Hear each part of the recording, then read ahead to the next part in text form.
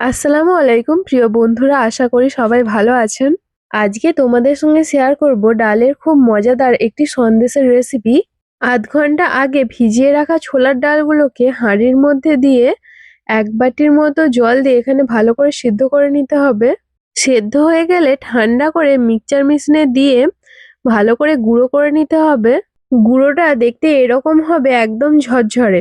তারপর কড়াতে অল্প পরিমাণ তেল দিয়ে ডালের গুঁড়োটাকে সময় নিয়ে ঝরঝরে করে ভেজে নিতে হবে।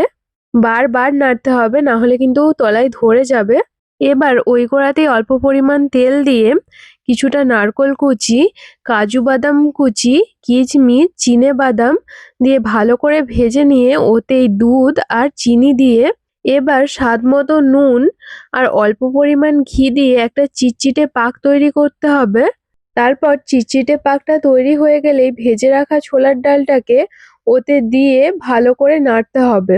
বেশ কিছুক্ষণ নাড়ার পরে এটা শুকনো শুকনো হয়ে গেলে এটাকে নামিয়ে নিতে হবে। এবার একটা ছাঁচ নিয়ে হাতের সাহায্যে শেপ দিয়ে দিলেই রেডি ছাপা সন্দেশ। আমি কথা দিচ্ছি, একবার বাড়িতে বানিয়ে দেখুন, খেতে অসাধারণ লাগবে।